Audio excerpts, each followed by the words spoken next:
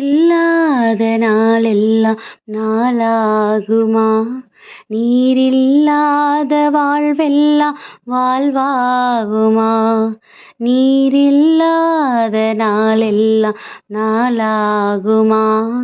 நீரில்லாத வாழ்வெல்லாம் வாழ்வாகுமா?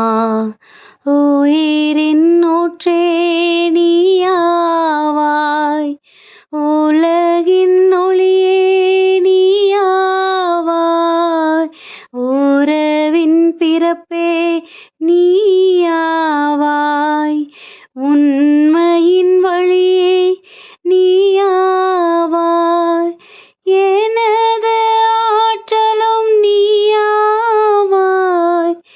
எனது வலிமையும் நீயாவாய், எனது அரணும் நீயாவாய், எனது கோட்டையும் நீயாவாய். நீரில்லாத நாளெல்லாம் நாளாகுமா? நீரில்லாத வாழ்வெல்லாம் வாழ்வாகுமா? ஹாய் குட்டீஸ், எல்லாரும் எப்படி இருக்கிறீங்க? நல்லா இருக்கீங்களா? அவர் இல்லாமல் நம்ம ஒரு நாளையும் தொடங்க போகிறது கிடையாது.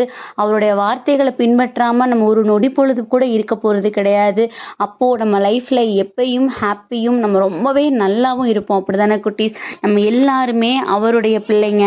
நம்ம எல்லாரையும் அரவணைச்சு பாதுகாத்து வழிநடத்துறது அவர் தான்.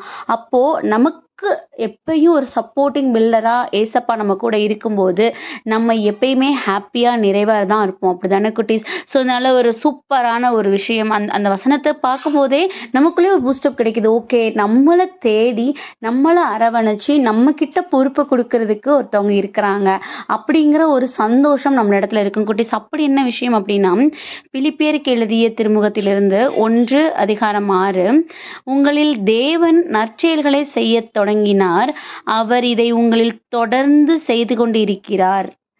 நம்மள்கிட்ட ஆல்ரெடி ஏசப்பா நற்செயல்களை நம்ம மூலியமாக செய்ய ஆரம்பிச்சிட்டாராம். அதை ஸ்டாப் பண்ண போகிறது கிடையாதான், எப்பயும் செய்துக்கிட்டே இருக்க போகிறாரு. ஸோ அப்போது இதில் என்ன புரிய வருது அப்படின்னா, நம்ம எல்லாருமே அவருடைய கை மாதிரியா குட்டீஸ். ஏன்னா அவர் ஒன்று நினைக்கிறாரு செய்யணும் அப்படின்னா கை தான் செய்ய முடியும். நம்ம பிரெயின் ஏதாவது ஒன்று திங்க் பண்ணுது அப்படின்னா நம்ம அதை செஞ்சாதான் அதை வெளியில் கொண்டு வர முடியும். அப்படி தானே? ஸோ நம்ம அவருடைய கருவியாக அவருடைய கைப்பொருளாக நம்ம இருக்கும்போது நம்மளோட லைஃப்பில் எல்லா காரியங்களையும் அவர் செய்து முடிக்கிறதுக்கு நம்ம என்ன பண்ணணும்? ஃபஸ்ட்டு நம்மளை தயார்படுத்திக்கிடணும். ஸோ நம்ம எல்லாரும் இந்த உலகத்துக்கு நம்ம எதுக்காக வந்திருக்கோங்கிற நோக்கத்தை புரிஞ்சுக்கிட்டு ஹாப்பியாக இருக்கணும். எல்லாம் ஓகே, ஆனால் அவர் நம்மளிடத்துல ஏதோ ஒரு தாளந்து கொடுத்துருக்காரு தானே, அந்த தாளந்தை நம்ம எப்படி அவருக்கானதாக பயன்படுத்துகிறோம். ஏன்னா அந்த உலகத்தில் டேலண்ட் இல்லாமல் இல்லை ஏதோ ஒரு பெக்யூலரான விஷயம் இல்லாமல் யாருமே கிடையாது குட்டீஸ். அதை புரிஞ்சுக்கிடணும். ஏன்னா ஏசப்பா ஒவ்வொருத்தவங்களுக்கும் வேறு வேறு விதமான நிறைவான தாளந்துகளை கொடுத்துருக்கிறாரு. அதை வச்சு எப்படி ஒர்க் அவுட் பண்ணணும், எப்படி நம்ம பெக்யூலராக வெளில தெரியணுங்கிறதையும் கடவுள் நமக்கு கற்றுக் கொடுத்துருக்காரு. ஸோ நம்ம எப்பயுமே நான் ஒன்றுமே இல்லை அப்படின்னு சோர்ந்து போயிடக்கூடாது. ஏன்னா நம்மளுக்கு தான் கொடுத்துருக்காரு. ஓ மூலியமாக நான் வேலையை செய்ய போகிறேன், நான் ஆல்ரெடி அந்த வேலையை ஸ்டார்ட் பண்ணிட்டேன்னு ஏசப்பா சொல்லியிருக்கிறாங்க.